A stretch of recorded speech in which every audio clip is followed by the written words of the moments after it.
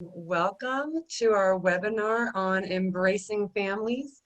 And we're talking to some families and people in charge of two of our amazing organizations, Hope Kids, which helps kids with medically fragile illnesses, and Nightlights, which works with families with children with special needs.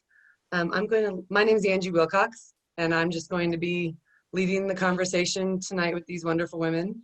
Oh no, I just lost y'all for a second. Sorry, just a second. Technical issues, not my strong suit. Um, so we are going to be talking to these families and these leaders in our community. Discovery does this because we believe that together is better. And this is part of our population, right? We're not meant to be segregated or excluded. So we're trying to bring everybody in and have a real honest conversation, a vulnerable conversation that we're not able to have on a regular basis in our everyday lives. So we're in for a real treat tonight. We're very lucky. So we cannot see any of you attendees. So feel free to have a bowl of ice cream, get cozy, do whatever you like. We can't see you. We are recording, and you are welcome to put any questions you have in the question answer section, and we will try to get to those either as we go or at the end. We'll come to a question answer, and we will try to answer as many of those as time allows. Other than that, if we could just refrain from using the comment section, it just makes it confusing for everybody. So with that, I'll let our awesome panelists introduce themselves. So Katie, would you kick us off and let us know who you are and why you're with us tonight? Yeah, I sure will. Thank you, Angie. Like Angie said, my name's Katie Dowdy. My husband Reed and I have been coming to Discovery since about the summer of 2017, so a few years now. We were in the Fort Collins area before that, and then the DC area before that for a while. So we have 4 kids. Our entry into parenthood was quite a whirlwind. Our oldest son was born at 35 weeks with kidney failure, which was a complete shock to us and to our doctors. He was born with about 5% kidney function. So his first 18 months of life were a whirlwind, to say the least. We did obviously a lot of medications, dialysis, 2 feedings, 4 surgeries. The last one was at 18 months when he got a kidney from me. And so, yeah, we're about 12 years now. It's been great. His kidney's still working, still a lot going on, still a lot of medications and lab visits and appointments and all that stuff. And barring a miracle, which we know can happen, he will need another kidney at some point. We're just praying for many, many more years with this one working. But yeah, after the crazy first 2 years for us, we ended up having 2 more healthy boys. Our middle son was diagnosed with hearing loss when he was in kindergarten, which that one was not a shock. My husband has hearing loss and it runs in his family. So we knew the chances of at least one of our kids having hearing loss was pretty high. So we've dealt with that, and he's a trooper with all that. And we were doing good. We were like kind of on cruise control, feeling good. And we just decided in 2015 to expand our family through adoption. So we started the process of adopting from China in 2015. And adopting from China, at least right now, is mostly kids with medical needs, which we just felt really drawn to, I think, because of our experience with our oldest son. And there's like a medical checklist you need to fill out. It's a long, hard process where you just have to kind of say, you know, these medical needs we feel like we can handle, and these we feel like we can't. And we did circle actually a lot of medical needs. The 2 main ones that we did not circle, that we just felt like we could not handle, were intellectual disabilities. We just felt like we were not skilled for that, and mobility impairment.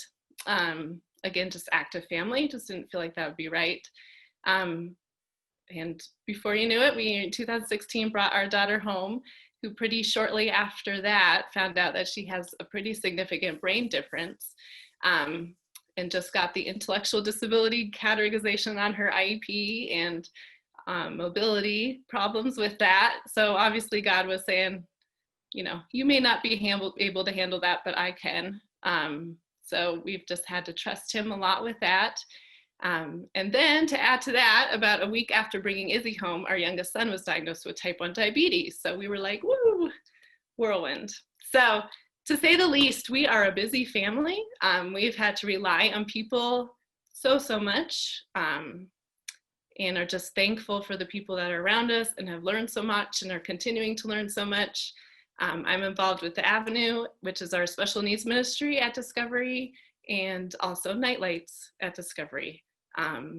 Just learning a lot and just loving it, and have a heart for these kids that's just growing and growing. So that's me.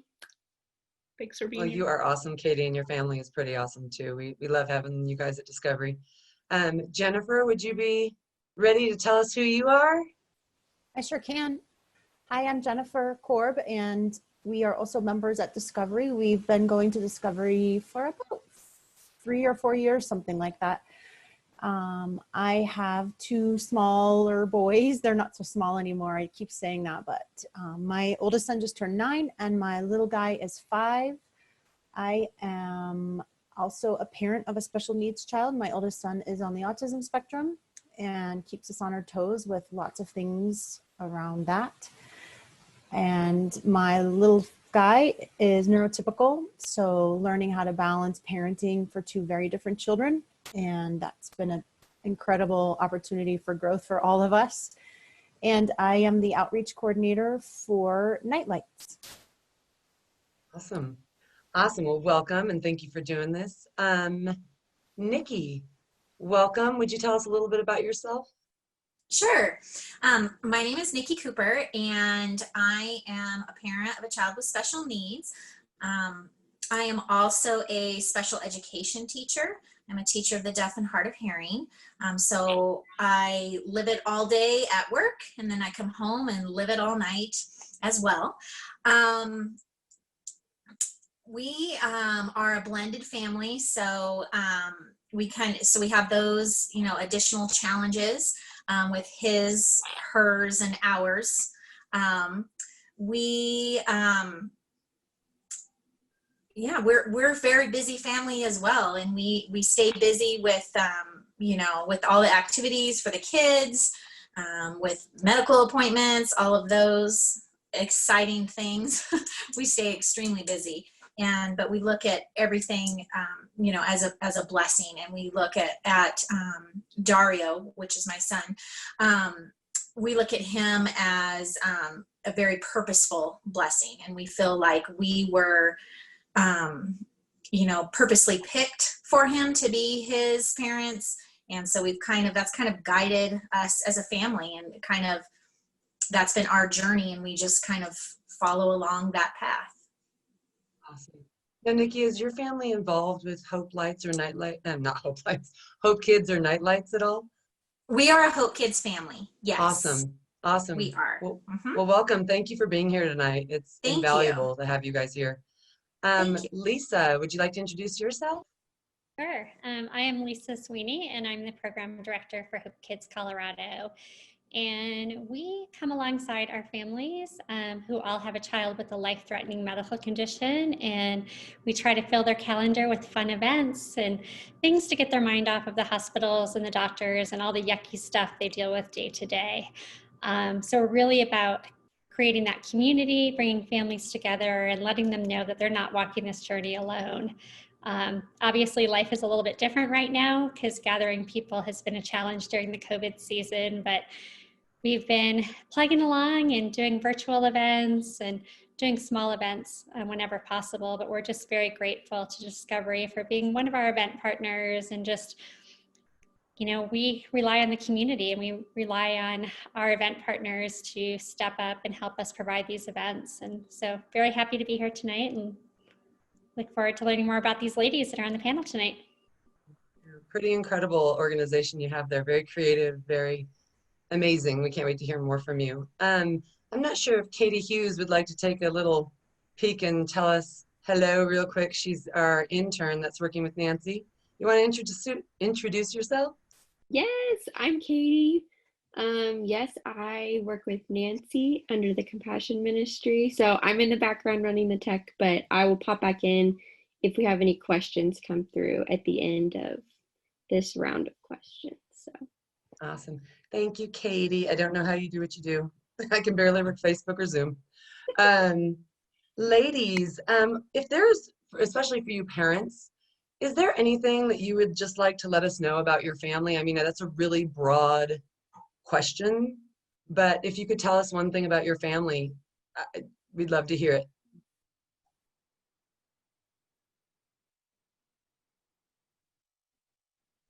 I guess I'll start. We all didn't jump at once, so I'll go ahead and start. For us, like one thing I think that kind of puts us a little bit different than a lot of other families is that kind of our background experience kind of put us a little bit different. So as Katie was saying earlier, like once you start and you have, you know, one child that has some sort of needs, then, you know, as you go along, it doesn't become a shock. I mean, sometimes it does. There are some certain diagnoses and things like that that are kind of shocking to you, but you kind of get it. You're kind of in that world and you just kind of, you continue and you just go, you know what you need to do, you know how to advocate, you know how to do all of those things. And so like our family was a little bit different because I come from a family a very large family, very close knit, but we have quite a few people in my extended family that have special needs. And so when my son was born, it wasn't the shock, I guess, per se, that most people go through, and you know, knowing that he had medical challenges and things like that, it was kind of like, oh, okay, so this is what we do. So we just have to figure out, you know, what path we take, how we advocate, what medical, you know, professionals we need, and just kind of jumped in it and just kind of went. And so that's usually not the case for most families, because for many families, you know, that their child is one of the first people in their family that has, you know, challenges or has, you know, some sort of medical complexity. And so for us, it was just kind of the norm. It was our norm. And my older kids, Dario, my son, is the youngest of 4. And my older 3 kids, it was, you know, just another day. It was just another sibling. It wasn't anything different for them. And, you know, they kind of took it in stride and just went. We didn't have any of those challenges of, you know, trying to explain a lot of things to them because they had seen, you know, my cousins who have Down syndrome, or they had seen my other cousin who has cerebral palsy. And so that was just a part of our family already. And so, you know, I think that's one thing about our family that is really unique, that, you know, it was just another day. It was just, you know, a very kind of what our norm is. So yeah, that's probably one of the most unique things about our family that I would just like to share. Wow. It sounds like just in the introduction and just in like what you've been sharing, it sounds like there's this entire skill set that comes with being a parent of a child that has any kind of need that's outside. I mean, being a parent is rough enough. And I feel like even with different personalities and genders and interests and whatever, there's so much that comes with it that's on the job training, that it sounds like having a child with any kind of need that goes beyond the typical needs, that there is a whole nother skill set you need. So the fact that you already had so much of that in your back pocket, that's pretty amazing that you had that in your toolbox already.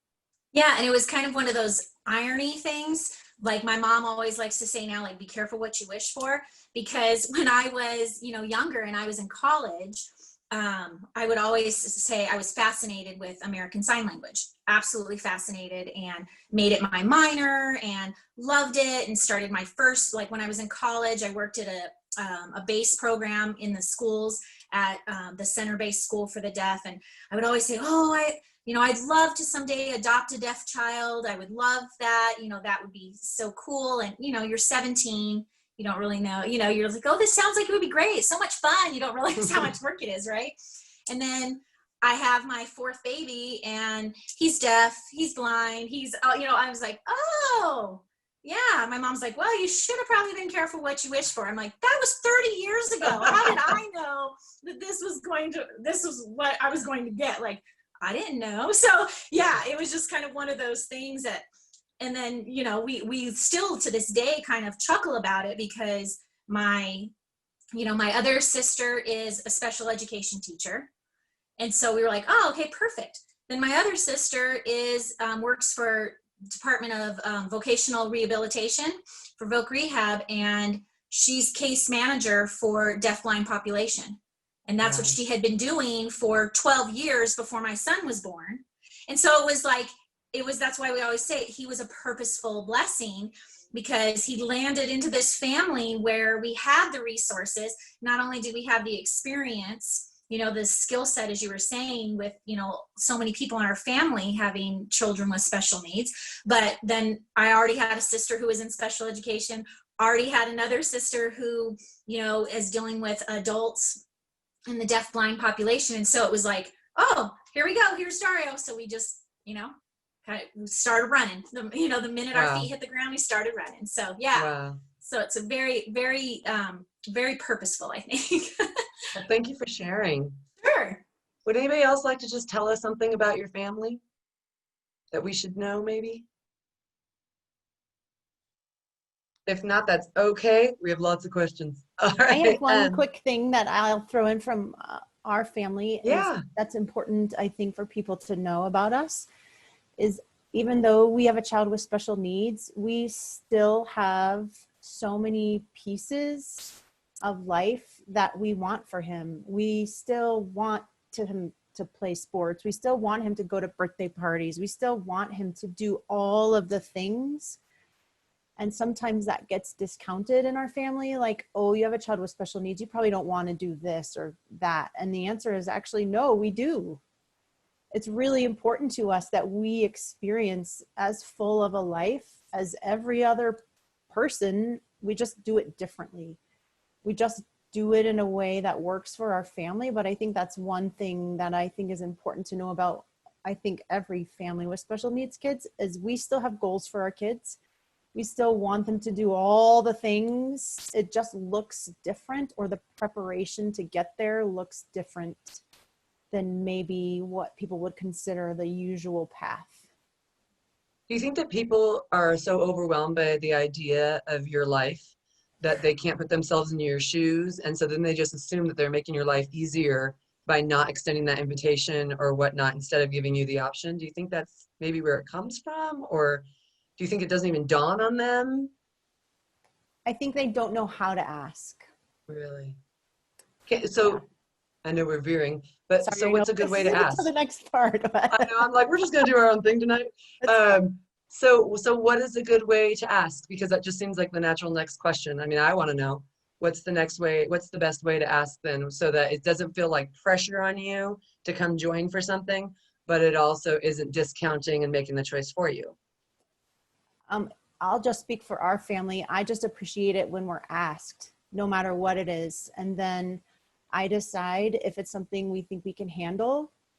And if it's something, like, the person who's inviting us doesn't have to hold any of the responsibility except for inviting us. I'll do the rest. Like, I'll make sure we set it up for success. I usually call ahead.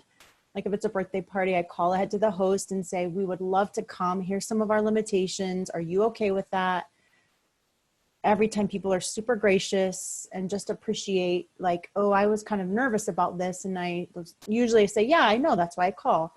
So I just appreciate being asked, even if it feels awkward or the person's like, I'm not sure how this is going to go. Well, you don't have to worry about that. I'll worry about that 10,000 times for both of us. You've done this a few times. You kind of know what's going on. Yeah, it just feels honoring to be asked. That's awesome. Thank you for sharing that. I think that's so important for all of us to hear, because I think lots of times we do make assumptions, and that's unfortunate. So I'm really glad you said that. Yeah. Okay, Katie, anything you'd like to share, hon? No, just to add to what Jennifer was saying, I feel like, at least in our experience, families that have kids with special needs or medical needs, you have to get really good at learning to say no. You have to get good at learning not to overextend yourself. So, I mean, I just echo what Jennifer said. I think sometimes because, at least in our situation, we have had to say no to lots of things that people then think, oh, you know, we're not going to ask them. No, keep asking. Yeah. Keep asking us, because, and it doesn't just, it's not just for us, it's not just for events or whatever. Like, I sometimes feel like people don't ask me to help them because they don't, you know, oh, she's already so busy, or they're already got this and this going on. You know, I may have to say no, but just keep asking. Like, you know, don't give up on us. We we want to be included. That makes so much sense. Nobody wants to be left out, right? I feel like there's going to be so many nuggets tonight that we take. And I think right now already, you know, ask and keep asking. Easy nuggets to take with us. So thank you guys. Thank you so much for sharing. Next question. There have to be things that are so cliched or so overused that you are just so sick of hearing. I'd love to know what it is that people say to you that you would love to never hear again, and also what you would like for people to say to you or to ask you. So both ends of the spectrum. Katie, would you like to start us off with that?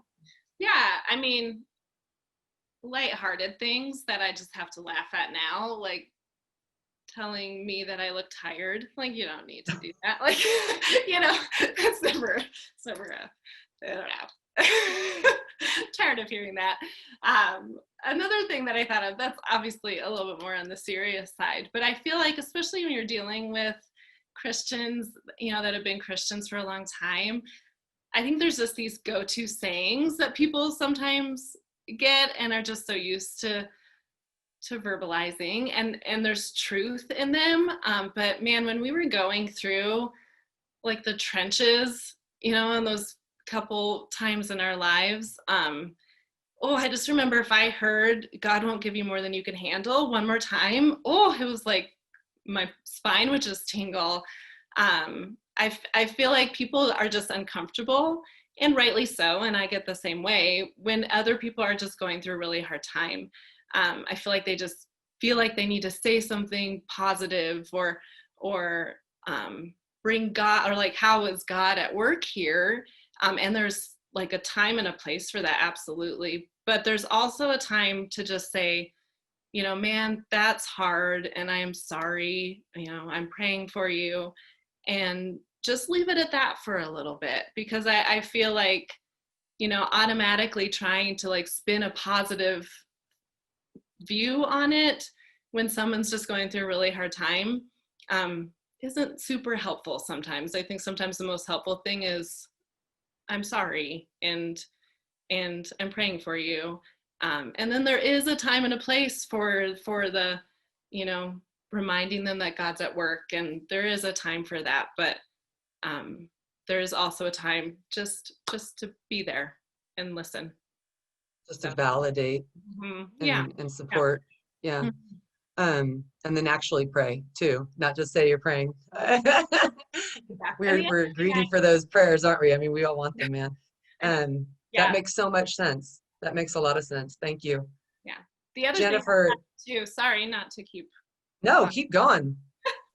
I thought it too, and again, I say this to people all the time, and I have to catch myself, is telling them or asking them, what can I do for you? And it seems so innocent, but again, when someone's going through a really hard time, that's a hard question to ask them, because you're almost putting it back on them. Like, you come up with the ideas of how I can help you. We just found it was so much easier when someone would come with tangible things, like, you know, can I drop off a meal for you? Can I come do your laundry? Can I just pick up your mail? I mean, it can be small things, but that way, you know, again, that person might say no if that's not where they need help. But I think that's just a little more tangible than just, let me know what I can do for you. Yeah. At least in our experience. Man, I'm guilty of that. I am so guilty of that. That just comes out of your mouth, right? Mm-hmm. I'm assuming that you're all going to say things I'm super guilty of. and I'm really glad I'm writing them down. But But yeah, it just, what is that just comes out of our mouth? I mean, it comes from a good place. What can I do for you? But you're so right. Whenever any of us have gone through anything really in a low point, the last thing we can do is get creative too on top of it and make a list of the things that'll be useful. We're just trying to get out of bed. So that I've heard multiple people say that in multiple different situations, stop asking that question. And I feel like that's going to take a while for me personally to reprogram myself. Yeah. And I just need to like make a list somewhere of good things you can do for people and just go to the list or something. So thank you for sharing it. Yes. There's a lot of truth in that. Jennifer, is there anything that you're so sick of people saying to you and anything you'd rather they say or would really be just a blessing to hear from them? I'm with Katie. I hate hearing, oh, you look tired. Well, I probably am. Thanks for asking.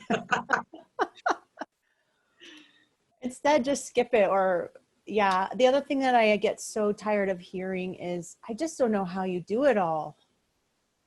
That is really frustrating because as a parent, you just figure it out, just like anybody would if they had any situation they were dealing with, right? That's the other thing that makes me really frustrated. I'm not like a superhero or anything. You just get handed what you're handed and you figure it out. So that part is a little frustrating for me when I hear that. And Something again, that like Katie sounds said, like compliment necessarily isn't really comforting or complimenting. yeah, and like Katie said, it's always well-intentioned. It's just like, yeah. Yeah. What I do love to hear a lot is, wow, your kids are so happy. I'd love to hear that. We spend every day trying to make that happen. Or, wow, you all are really doing a great job as parents. As my kids melting down, and no, I'm just kidding.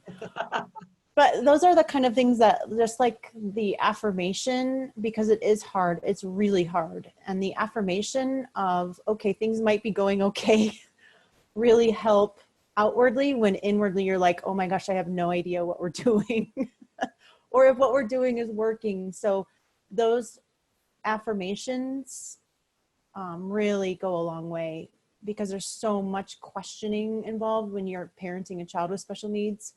Parenting, I think in general is hard. And then it's just more complex when you have no idea really if what you're doing is the right thing. Totally. I think all parents just bloom when they get a compliment on their parenting or on their kids. I mean, what I'm hearing from you guys is this is, you know, we put people in categories and boxes in our society. And we're talking about a couple categories tonight that people love to put you in a box. And what I'm hearing is it's really not different. I mean, it is so different, but it's so not different. Your emotions are not different. You're a mom, just like I'm a mom. And we may have different kids, but we still want to hear the same dang thing. We still want somebody to tell us that our kids are great and that we're doing okay and everybody's gonna survive and we're gonna get through to tomorrow and it's gonna be a good thing. So it's the similarities I don't think are what people expect to hear, you know? And I think we forget that you're just people. So you're right. In our eyes, you may be superheroes, but you're just a mom who loves her kids. So thank you. That just makes so much sense. Nikki, do you have anything to add? Do you have anything you just could not hear one more time, but would just make your day to hear again? You know, well, as they were saying that, I was just thinking, you know, and I tell Lisa this all the time. I'm kind of a different mom. So I come from like this whole different perspective about things. And when I talk to other moms, like especially other Hope Kids moms, I just have a really different perspective of things. And so you know, I don't let things bother me. Like I'm not the one who there's nothing honestly that I'm tired of hearing because I kind of just don't let things bother me. And so I'm just one of those people that, you know, if somebody says something and it's kind of like, I really don't like that, I just kind of let it go. I don't focus on, I don't do anything. I just move on and, you know, it doesn't seem to bother me. So for me, there's nothing that I'm tired of hearing, if that makes any sense, because if I'm tired of hearing it, I've already ignored it, if that makes any sense. So I'm like, I've just moved on and I'm not even concerned about it. But I do know, like listening to other people, that that I see the common theme that like Katie and Jennifer were saying, because I hear a lot of other moms when I am doing things with other moms with kids with special needs. They say there seems to be a general theme, and they always say, I get tired of people saying I look tired. I get tired of people saying, that I don't know how you do it. And I was kind of chuckling when Jennifer said that, because I've had other moms say that to me, like, I get tired of people telling me that, and so I think it just, I think there is kind of a general theme there. I do notice that a lot of other, families, a lot of times, get kind of upset with people when they say, like, oh, I'm sorry. And I think that's natural. And I always try to tell people, like, that's natural for people to say. Like Katie said it. She said, when you say, oh, I'm sorry, for this, what you're going through and things like that. I think that's natural human nature for us to say that. And it shows empathy towards other people. But I do know that there are lots of moms out there with children with special needs that for them, they're offended because they look at it as you're saying, I'm sorry that your child has a disability, and you're kind of putting it to the forefront, and they don't want their child viewed as a child with a disability or a child with special needs or a child with medical complexity. They don't want their child viewed that way. So a lot of parents that say, like, they're offended by the I'm sorry. And so it's kind of one of those catch-22 things, because I always try to explain to them, like, people say that because they're showing empathy. It's not because we're saying we feel sorry for you. We're saying that because people say that because they're showing empathy. That's how we show empathy towards people. So so it's just kind of interesting, that question. Even when I read it earlier, I was thinking, like, I'm not tired of hearing anything, but I do know the complaints I get from other people, and some of it is, I think how you're raised and like culturally, things like that. Like my family is very country, like hick country, cowboy country. And so we always say, oh, bless your heart, or bless their heart. And some people take that offensively, like that's sarcasm, like you're saying, oh, bless their heart, that's sarcastic. But it's like, no, in certain settings, in certain cultures and certain things, that is another way of showing empathy towards people, is saying, oh, bless their heart. Like we're saying something sweet and something kind, but it's just kind of, I think it's the perspective that people take from it. So yeah, so it's just kind of interesting. And I enjoy hearing from like the other moms, and I like listening to like Katie and Jennifer's perspective, because, we all have different perspectives. We all have different ways that we kind of navigate this, unique parenting experience. So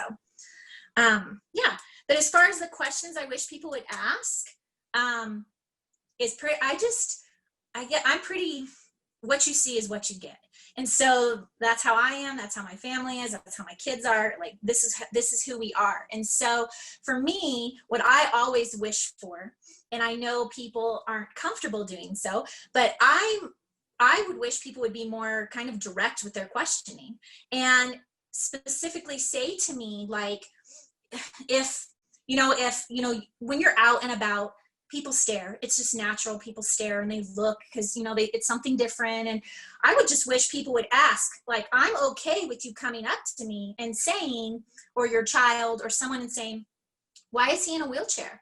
Or what is that machine hanging from his stroller? And I would explain, like, oh, that's his feeding machine, and that's this. So I would appreciate more, like, if people just asked me directly. Now, like I said, I can only speak for myself saying that, because I know a lot of families are uncomfortable with that, and they don't feel comfortable with people asking them direct questions like that. But I look at it as a learning opportunity. I mean, I look at it as, if we want to move towards more inclusivity and people belonging, then it's more important for people to understand. It's really hard to show true empathy and true compassion from something we don't understand. And so, that's my advice to people all the time, is just ask. I'm not going to be offended if you ask me. I'm not. I would rather you do that than stare or, so I've had, weird situations where people have sent their kids to ask me the question that they wanted to know. And I was always like, well, your mom can ask me, but I mean, I understand that they're uncomfortable because you don't know how I would respond. Maybe I would be defensive and maybe I would get upset. So I understand where people are coming from. But, if I could have one wish, I would just wish that people just ask me directly, because I'm more than happy to answer. And I'm more than happy to, educate someone, ask, fulfill their curiosity. I'm more than happy to do that. Seems like a little education would go a long way. And I think that this type of education is so far off some people's radar that then when they're in the situation, they don't know what to do with themselves. They kind of freeze up, and probably we've all stuck our foot in our mouths a few times. And on that note, so as you were talking, I was thinking, there's some things that I remember when we were kids. Maybe it's just me back in the 80s. We used words that we don't use now that I'm educated, and I do work with kids with special needs. Even back in the 90s, things were changing in school, and now it's, 2020 and the words are changing. And so one word that always irritates me just in everyday life for everybody is the word normal. I hate the word normal. And with my education, it came down with our kids that were and had special needs, and then our neurotypical kids. I think Jennifer mentioned that word earlier. And in general, in my life, not even talking about kids or education or whatever, I use the word typical or everyday or whatever, but normal just bugs the crud out of me, because what is normal? I mean, I always say my family's a special kind of crazy, so there is no normal in this house. You know what I mean? There is no such thing. So in your guys' situations that you're dealing with, are there any words that maybe people were raised with that you are just find are really passé or offensive or just not what you would prefer? Or is there some way that you would prefer that people talk about your child or your situation or the vocabulary they use? I feel like this is one of those moments where you can say, please don't ever use that word again, whatever that may be. Does anybody have anything that's popping in their heads at the moment? Katie? Yeah, I mean, I would say for me, first of all, like, I feel like I'm still learning too. So I have empathy for people who are just awkward and maybe say the wrong things or say the wrong words, because it's a learning process. And like you said, there are words that used to be okay and now they're not so much. So I was gonna say, like, one thing that I feel like I've learned just recently that has made a big difference is just how we label our kids. So my son has type 1 diabetes. It's so easy to say, like another type 1 diabetic kid, like something like that, instead of he is a child with type 1 diabetes. I mean, it's a very simple change, but first and foremost, he's a kid. I mean, first and foremost, all of our kids are kids. And they're not their diagnosis first. So that's just something that is, I don't know, I've just recently learned. It makes a difference though, doesn't it? There's something you want to claim. I am a woman, I am a Christian. Mm-hmm. I deal with anxiety, not I am anxiety. You know what I mean? Like it makes a difference saying I am a diabetic versus I'm a little boy and I deal with diabetes. There is a difference. And those are things that we don't think about when we're speaking, but when somebody brings it to your attention, it does carry so much power. So thank you for sharing that, because that's so true. I think that's powerful. Jennifer, do you have anything? I was going to say, preach it, Katie. Person first language, person first language, person first language. The person is a person first, outside of whatever else they have. My poor family is tired of hearing about it because I catch them all the time. And I'm like, nope, say it again, person first language. And my mom's like, I know, I'll say it again. So how do you have her say it then? So I have a child with autism. He's a child first. He's not, autistic is another way you can say it, but I prefer, and most people prefer, he's a child with autism or a child with whatever category of diagnosis comes second. He's a kid first. So that person first language really is a shift that I hope we can all continue to make for anything, right? We're people first, followed by whatever ailment we have. And I think whether you understand it or not, for any of us listening, that I think it's a heart issue. And once you hear, whether you get it or not, once you hear that somebody who is dealing with it, that they prefer something, what do you care what language you use? Just do it. Like, just use the language that makes somebody's heart feel better. So I think that is really valuable, really heavy that you guys are sharing that. Lisa or Nikki, do you guys have any other? Well, I was just going to add to that. That's exactly what I was going to say is, people first language. I think that came down later on, as far as like, kind of closing notes is what I was going to add in there. So we brought it up. So that was good.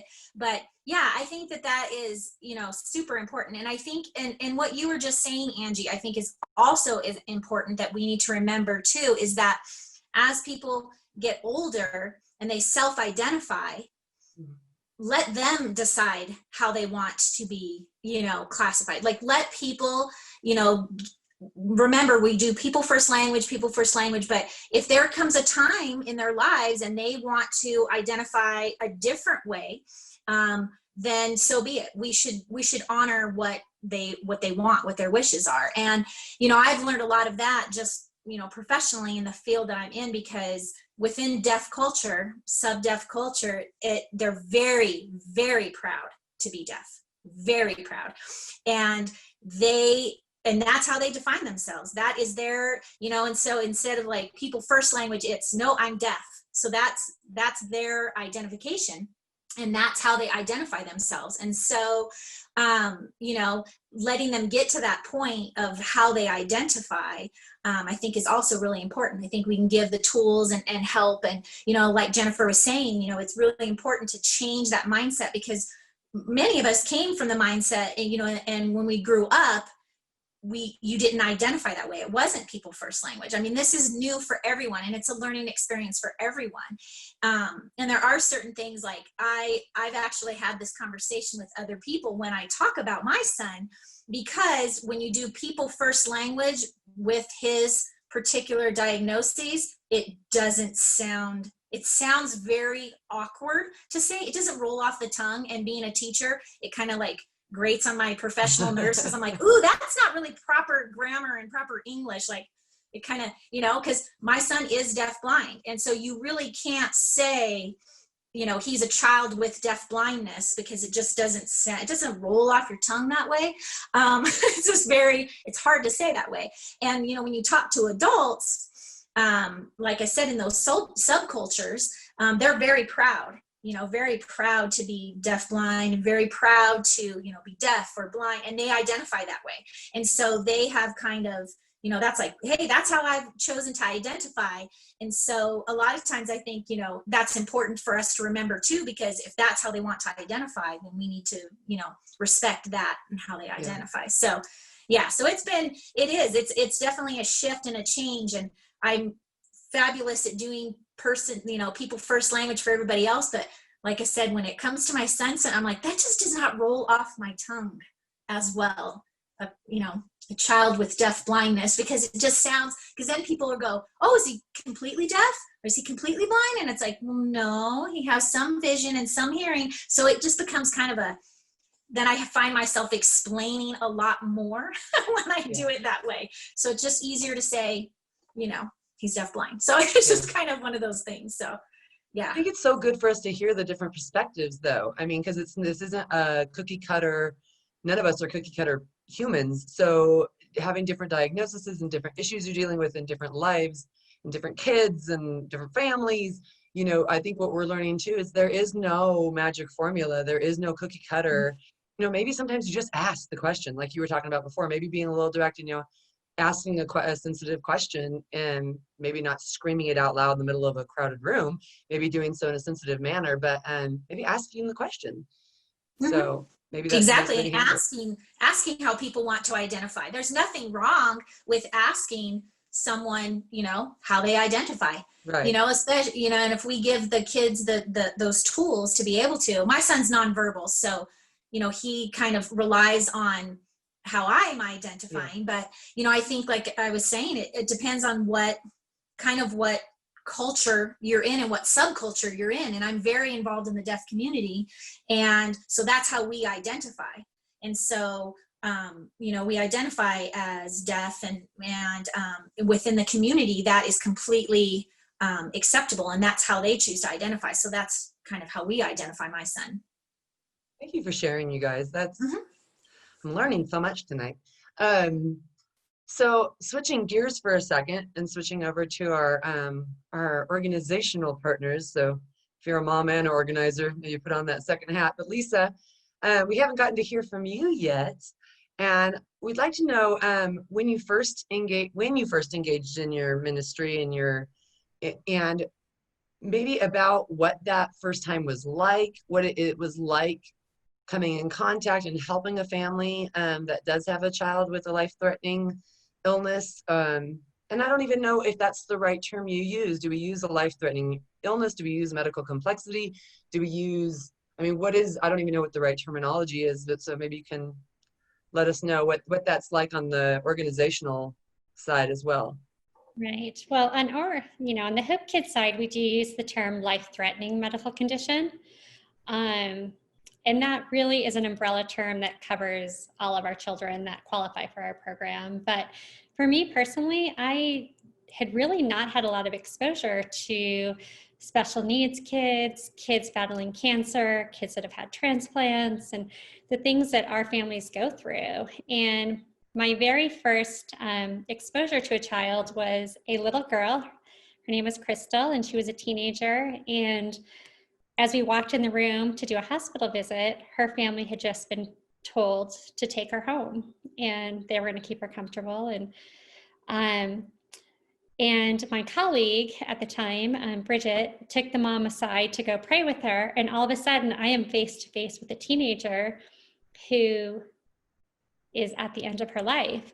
And the one thing that Crystal taught me, and I'll never forget our conversation, is that she was a teen first. Number one is she was a teenager, and she was so much more than her diagnosis. And she wanted to talk about things that teenagers wanted to talk about. And I was fortunate to have a teenage daughter at the time. And we talked movies, and we talked music, and we talked boys, and we talked all the things that a teenager would want to talk about.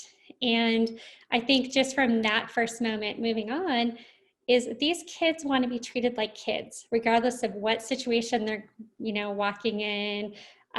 Kids that are in wheelchairs, they want you to go down to their eye level, where they can see you. They want you to make that eye contact. They want you to smile at them. They want you to engage with them, because in their heart, they're still a kid, and they want to be treated like any other child. And I think that sometimes there's that fear that people will have of like approaching a child who has special needs, a child who's in a wheelchair or hooked to equipment. But the number one thing, when you go eye to eye, you can see with so much deeper than the diagnosis, and you can see that they're just a child. And I think for the parents too, it means so much to them when people can step out of their comfort zone and go to that child at their level and just talk to them and smile at them. And even sweet Dario, who's nonverbal, to just get down on his level and just smile at him and talk to him. And you can see his smile and his bright eyes. And, I think it brings you joy. And I think, when you first start, it may be a little bit uncomfortable, but the more that you're engaging with these kids and with these families, you'll see that how much it means to them. So I think number one, like everyone was saying, kid first, diagnosis second. Yeah.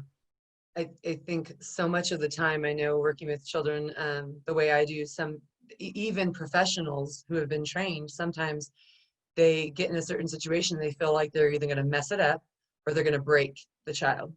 And in my experience, there are very few children we can break. There are those kids, and you have to be careful, but that's so rare. It's usually, we're not going to break them. They're just children, and we could mess up for sure, but it most likely won't be the end of the world. But I think people really do get that fear that I'm going to hurt them somehow, whether it's emotionally or mentally or physically. Do you have anything to say about that? Anything you can offer people on that regard that are a little nervous? I think going back to what Nikki said, especially if it's a child, talk to the parent, and find out from the parent, like, what the best way to engage with the child is. And if you have questions about the child, I think, going to the parents first is going to be your best bet. But the reality is, we're all people and God made all of us so special. And, these kids they're unique and they're almost extra special. I feel like I've been extra kissed by God, and they're here for a reason, and they're here to teach us a lesson. And I think if we embrace that and we just open ourselves up to be vulnerable and step out of our comfort zone, I think we're all going to learn so much and just make this world a better place. Totally. I think that people, you see the Hallmark movie or you see the little commercial or whatever, and people start to think that when people say these children are special, that it's not just some throwaway description, that there is something really special that you can't quite put your finger on until you're in the situation and you're actually making a relationship with these kiddos. There is I don't know what the secret sauce is that you leave, and in my experience, you may be tired, but your soul is a little bit extra light, and there's something that has been touched. I don't know how to describe it to people, but in your experience supporting families the way you do, maybe even after that first time, but in general, what's that like for you when you're entering into these families, their realm, and walking alongside them for a time? What's that like on your end? Yeah, wow.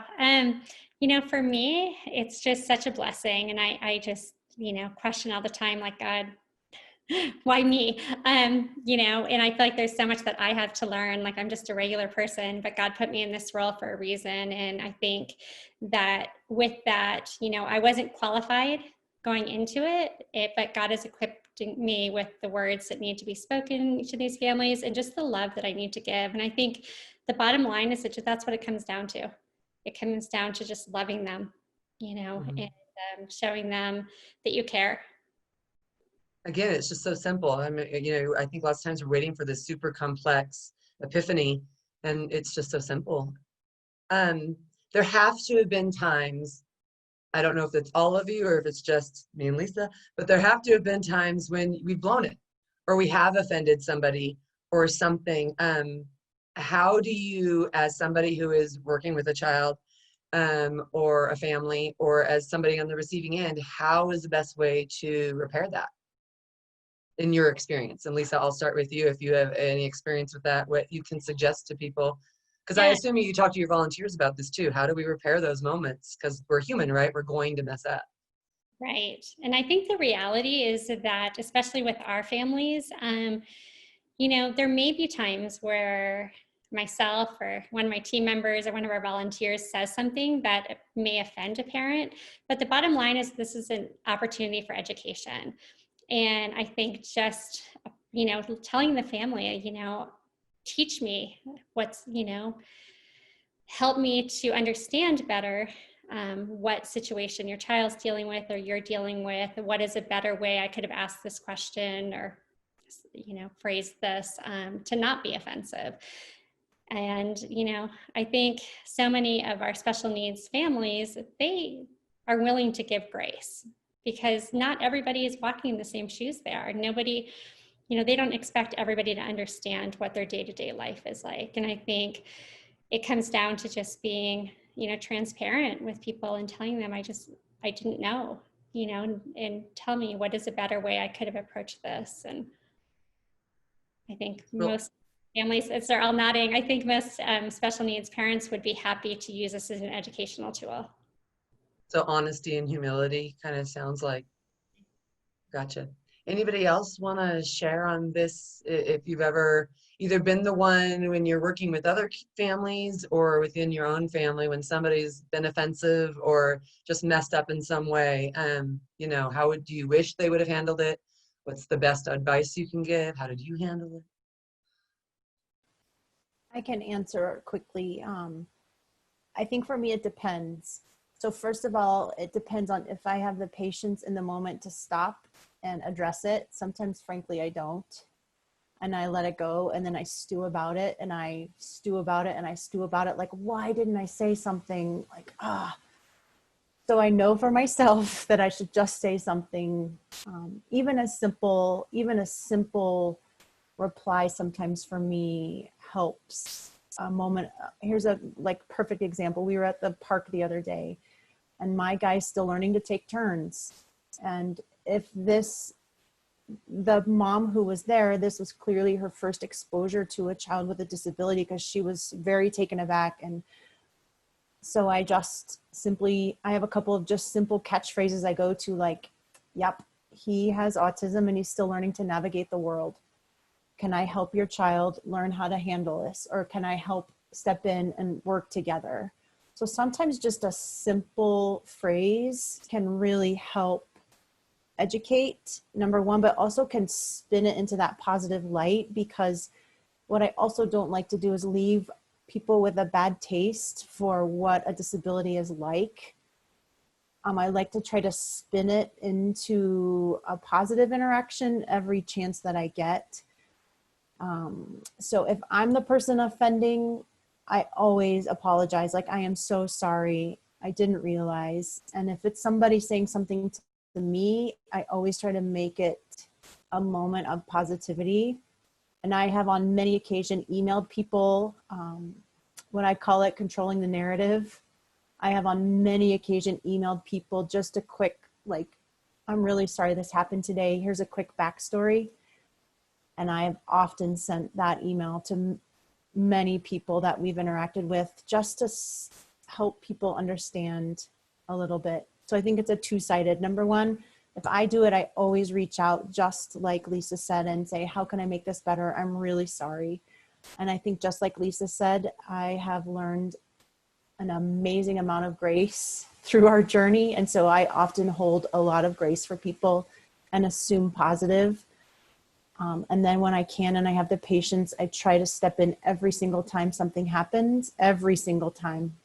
Even when I want to blow my stack, like, what, are you kidding me? I take a breath, I ask for some grace, and I have a couple of catchphrases I always go to, like, in the moment, to kind of disarm the situation and hopefully help the other person understand just in a quick moment what's happening. So there's a two-sided answer to that question.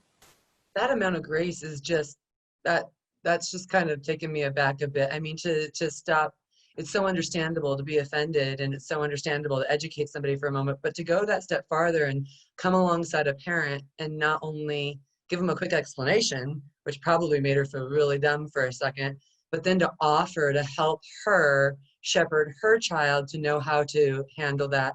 I mean, a lot of parents don't know what to say, how to teach their children, and kids naturally can be super inclusive and super accepting, but they can also be super cruel.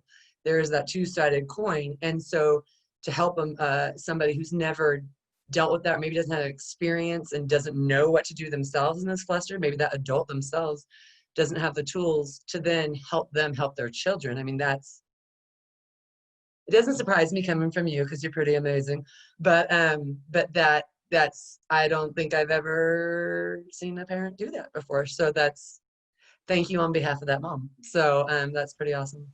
Yeah, or maybe apologize to every parent who's ever interacted with my child. Whatever. Who gets schooled every time, right? Like, come on, No. Corb, you don't school us every time. No. Anybody else, Katie or Nikki, do you have anything to offer on this question? I mean, I just echo what everyone said. I think the biggest thing you can do if you're scared to approach someone just because you don't know the right things to say is just to have some humility and just be honest. I don't know how to say this right, or I don't know how to help my child interact with your child. Could you show me? I want to learn. Just approaching it with I want to learn attitude, I think just helps, because I mean, like Jennifer said, I think we want to share people. We want people to learn about our kids, and so ask. That's perfectly fine. And to answer your question too, that I know you asked Lisa about just people wanting to help but being scared and not knowing what to do. For Nightlights, I mean, in particular, and I'm guessing with Hope Kids too, there's a chance to come alongside families, and And, you know, with our respite care program, siblings of special needs kids are there who need someone also just to be with them. I feel like supporting siblings of special needs kids is so important because they, no matter how hard we try, it's so easy for us to kind of push them into caregiver roles. And so especially like with Nightlights, they can come too on the respite nights and just not have to care for their sibling and just go have fun. And they need volunteers with them too. So even if you're maybe scared and don't know in particular how to help with special needs kids, there's ways to help families too, and their siblings. And then while doing that, you can also learn how to help the special needs kids too. I think it goes hand in hand. So we didn't really get to talk much about Nightlights yet. Can you just give people, you and Jennifer, if you guys want to hop in and give people just a quick snippet of what exactly Nightlights is, what the purpose is, and I think along with that, you know, do people need to come in with any kind of knowledge or experience? You want to go, Katie, or you want me to? you could go for it. Okay. So I think the question too was our first experience with Nightlights and how it kind of came to be. So being involved in the Avenue, Katie, the former director, called me and said, hey, we have this really cool opportunity to grow this ministry at Discovery, and we think we found the right partner, and we think we found the right next step for this ministry that's really thriving. And now we want to really reach into the community further and support this ministry in the next steps. So she called me and said, hey, you want to come along and go check out this Arvada site? And I was like, Katie, what are you roping me into? Come on, come on. And she's like, it'll be fine. We'll have spaghetti. It'll be fun. And I was like, okay. So we went, and I was so honored to be at the site. It was incredible. So if you're just learning about Nightlights, it is a respite care program, or a care for children with special needs and their siblings. Respite care is specialized care for children who have needs. For so many of us with children with special needs, it is not easy to find caregivers, and caregivers that are trusted and able to handle it is even harder. So there will be stretches of time where my husband and I do not go out because we just don't have a trusted person we can leave our kiddos with, and we are not alone in that. Some of the families that we have come alongside with Nightlights haven't left their children in 3 years. Another family hasn't had the opportunity to leave their child in 6 years because they don't have family. They don't have a trusted person to leave them with. And so Nightlights is the place to come alongside a family and let the adult and the caregiver have a release and time away, which is invaluable, especially for a marriage or a partnership or someplace where you never get a break. So Nightlights offers the opportunity to leave the child and their sibling safely tucked away at Discovery with people that are trained and knowledgeable about how to care for children. That's why we have Katie along, who's a nurse, so we can handle medically fragile children. We can handle any kind of children. There are several of us with some specialized training that can handle behavior needs. There are several volunteers who are special educators who could handle any kind of special needs that come along. And then there are other volunteers who aren't comfortable with that and want to take the siblings and the neurotypical children, which is just as important. So families get to leave them and go have a night out. And I was worried, and we went to see this, and I was like, oh my gosh, this is the greatest thing ever. It was a whole room full of all kinds of kids laughing, having fun, doing drones, throwing balls. They were all together. It wasn't about who has what need or what. It was just kids being kids and having a blast. They were all in their PJs. They had just done some water stuff outside. It was awesome. It was totally awesome. The adults were calm. The adults were super qualified. So it was incredible. So that's when I was like, all right, Katie, we got to do this. And so we jumped in and brought it to Discovery. And then the pandemic happened right before we were ready to launch. Like literally the week we were going to launch, the pandemic happened. So it's paused momentarily, but that doesn't mean the enthusiasm for it is paused at all. It's just slightly on hold until we get the release to bring kids back together. Did I get it Awesome. out, Katie? Awesome. Ditto what you said. So for the people that are joining us tonight, what's a way that they can step in and encourage your family or come alongside your organization and encourage lots of families? You know, what nuggets can you leave us with that'll help us not just sit in our little houses and our little experiences, but you know, I think a lot of people do have hearts for this. They just are clueless. We're just clueless if we haven't had the experience already. If you know, you have to get it somewhere. You have to get that experience somewhere. So how do we do that in a way that honors your family, in a way that's helpful? What can we do for you as a family, or what can we do with your organization? What's the next step? I can speak for Nightlights. We are just putting together our Advent conspiracy work. So if you feel called in that regard about supporting financially or with some kind of gift for that, that's coming soon. We always need prayers, like, please let us launch. That's our prayer right now, is please just let us launch, let us launch.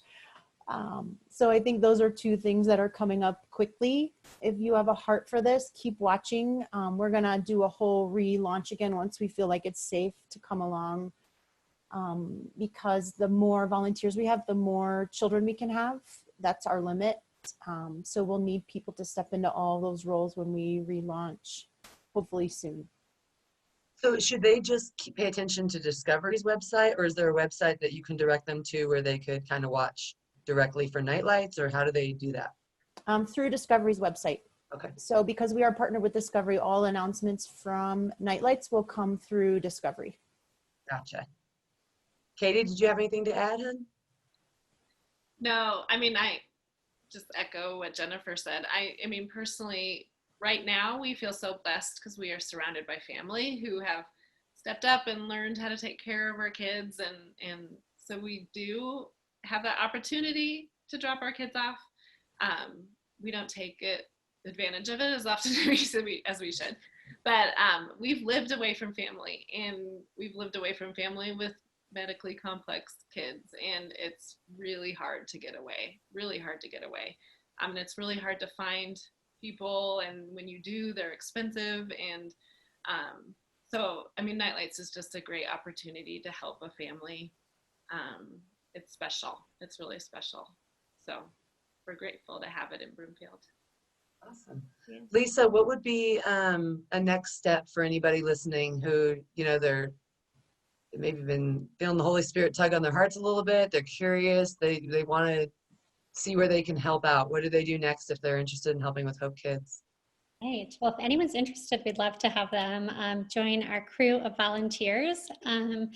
During this COVID season, things are looking a little bit different, but we do have a very active prayer team. We send a monthly letter out to our prayer team with the prayer requests for our families. And then if there's anything that comes up emergency based, that we'll send out a prayer request for. Volunteering is always great, coming to the events, helping to check in families, helping to serve food, handing out tickets when that is back in our world. But you know, we also have admin type jobs. We're going to need some help stuffing some envelopes for the holiday season, so can always use volunteers with that. And then with Discovery, we are also part of the Advent Conspiracy, and our organization on the back end did some calculating that it cost about $30 a month to send a family to our events. And so there is opportunity for people to be involved that way. And then once we get back into events, I know Discovery will be sponsoring some more, so there'll be some opportunities to volunteer through Discovery Church as well. It's cool to hear that there's just like the everyday things that almost any organization needs too. You know, look an envelope, put a stamp on something. You know, that's helpful. Anybody can do that. We don't need a special skill set to do that. So, you know, I think that that's a great way for people to dip their toes in as well. And maybe I don't feel comfortable right away with the kids. Maybe I'm just going to start right here in my comfort zone, and then watching it unfold, maybe I get to be a little bit more comfortable. So what a great way to kind of test the waters. That's awesome. Nikki, is there anything that you can add? You know, is there any way that we can come alongside your family and help out? anything people can do to show you they care? Well, I'm just thinking of, kind of some of the things we've already talked about. I mean, I think, asking specific questions, asking those questions, saying, how can I best support you? A lot of times that's helpful because, especially if in the middle of something, if you're in a crisis situation or, you have a surgery or a hospitalization or something, just having somebody say, how can I support you? And it could be anything like Katie was saying, it could be anything from, picking up my mail. Can you feed my dogs? Can you, something like that, bringing a meal, anything like that, so just, I think kind of extending that hand, how can I best support you, would be, great. And just kind of keeping an open mind, I think is, just really important, is pay attention to, I don't know, it kind of encompasses everything we've kind of talked about. Just, paying attention to how families interact and pay attention to how parents are interacting with their child and, pick up on those types of cues, just kind of, I don't know, being an observer first kind of thing, and then kind of figuring out what makes you comfortable and do what makes you comfortable, with families. If it's, if you feel more comfortable, offering, help, say, a babysitting, somebody comes over, asks like, would you like me to come? And even if it's for my neurotypical kids or for my siblings, or, offering something like, hey, would you mind, Danica's my daughter, would you mind if we took Danica out for ice cream while, if you were in the hospital with Dario and doing something like this, would that be okay? I think just kind of being there and just kind of being, open-minded about the experience and being open-minded about, help and support. I think that's just the most, important thing. I think that's how you can help a lot of our families in this journey, because sometimes, like both Jennifer and Katie said, sometimes you're overwhelmed. There's so much going on, and especially if you have other children or you work full time, our schedules get extremely full and extremely busy, and then you have to add on top of it, doctor's appointments and surgeries and hospital stays and, therapies. And you have to add all those things in. It becomes, it's a lot, and so just, having somebody say, how can I support you? Can I help do that? Can I, take your child to take the sibling to the school skate party for you? And you're like, oh, thank you. Cause you don't want your sibling to miss out, but you can't take the other one because, of, restrictions, health restrictions or whatever. You don't want to take the other one to the skating party, but you don't want the sibling to miss out on the skating party. So, just having people step up like that, is awesome. And just, we're super, super grateful. And, as they were saying, we extend a lot of grace towards that.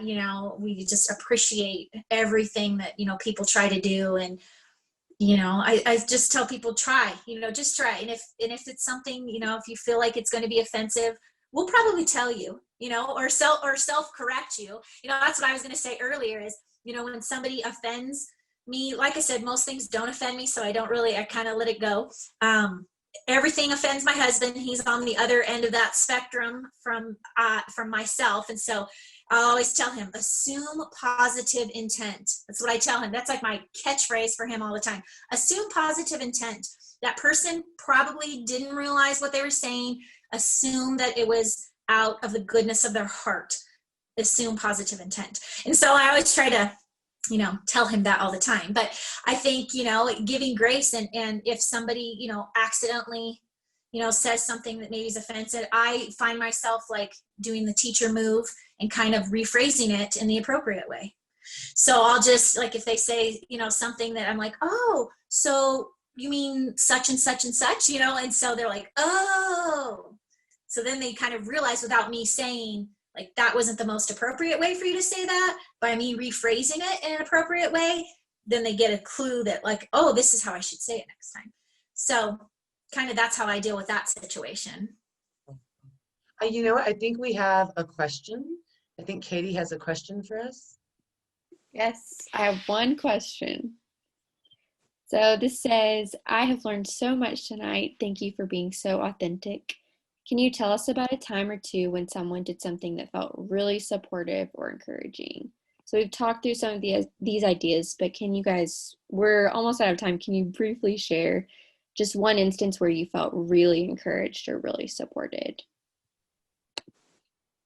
We can put it on that list of things we can go to so that we don't ask somebody what we can do to help. I can start actually because it's related to discovery. I can think of many there. I'll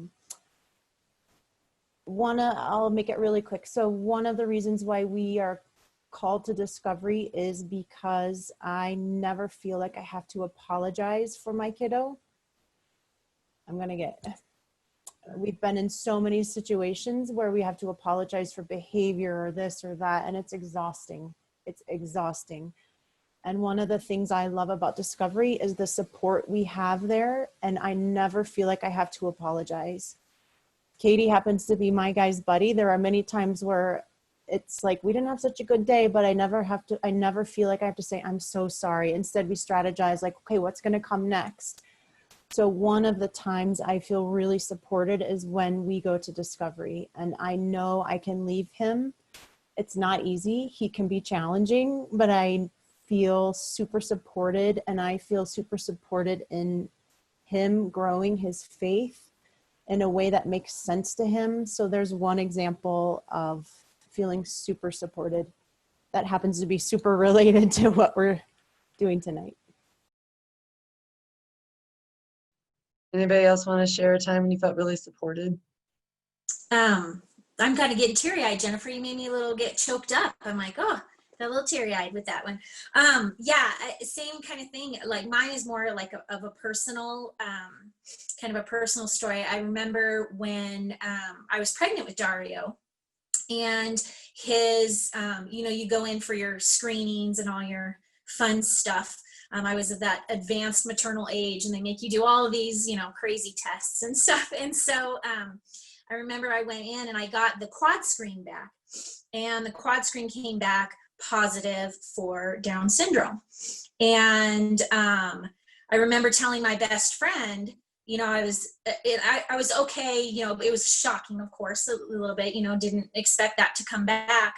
And I remember telling my best friend, she said, well, how did the test go? How did your quad screen go? And I said, well, it tested, came back and tested positive for Down syndrome. We're going to double check. We'll do the amniocentesis and do all those things, just to make sure. I said, but, that's my latest news. And she said, well, no matter what happens, no matter, how we didn't know if it was a boy or girl. And she said, no matter, what challenges this baby has, we will love this baby more than anything. And we just want, I'm here for you. I'm here to support you. I'm here right by your side. Our friendship will never fail. Like I will never, a lot of times, and I'm sure that the ladies can speak to this, it ruins a lot of friendships. It ruins a lot of marriages. It ruins a lot of things, having a child with, with special needs. It does. People don't know what to do and how to respond. And so you lose a lot of those connections and friendships and relationships. And, that stuck with me forever. And, when she said that to me, it really meant so much. And she's been my biggest cheerleader and my, one of my closest friends. And, I just don't know what I would have done without her support, during a time that was really challenging. And then come to find out, he ends up being born and he doesn't have Down syndrome. So I'm not really sure how that was a false screen, but I mean, he did end up with some other medical challenges and stuff. But, yeah, just knowing that her support for me was unwavering. It just meant so much to me. Oh, so beautiful. Katie, do you have anything? Yeah, I mean, one instance came to mind in particular. We were in the DC area. We had moved there right after my oldest was born. So we were in the thick of medical stuff nonstop. And my husband's job was very demanding, and he wasn't able to go to every appointment and every surgery. And I remember my oldest I think he was 2 months old and was scheduled for surgery we had not met that many people yet, but I had joined a Bible study. And, you know, sharing, yeah, we have to go in tomorrow morning for surgery. And we had 2 people that just stepped up and said, okay, like, we'll be there and we'll drive you there. Like they stepped up, and it was amazing, because that's my personality is 10 to 1. I have a hard time asking for help sometimes. So I don't think, especially this was a new Bible study, I hardly knew any of these people. It wasn't in my mind to ask if someone could drive me to the hospital at 5 a.m., you know, but for the fact that they just stepped up and were like, okay, you know, we'll drive you to the hospital. And then another lady ended up showing up in the afternoon and just sat with me in the hospital. It was amazing. It was amazing. So it was not something I would have asked for help with. I was just not comfortable doing that. But they, you know, were like, no, we're going to do this. We're going to step in. We're going to help you. And it was awesome. So That's beautiful. We're putting those on the list. You guys, tonight has been amazing. I thank you from the bottom of my heart for you guys to come and be vulnerable and be honest and share your experiences with the rest of us, because I think that this isn't something that you just talk about in the lobby at church, or you just, you know, when you're going through the hallway, you know, you can't have these kind of conversations. So thank you for sharing with us. And for anybody out there who wants to get involved with Nightlights or Hope Kids, keep an eye on the Discovery website. And I believe you can even email Nancy Movick, and I'm trying to find her email here. I think it's nmovick, so NMOVICK is it at Comcast, or is it? No, I'm sorry, that's wrong. It's Nancy at dc2.me. So you can email her and she can get you hooked up with one of these organizations. We just thank you guys. Thank you so much for all you are and all you do. And thank you for letting us, be a part of your story for a very short time. I hope you guys have a great evening. Thank you. Thank you. thank you.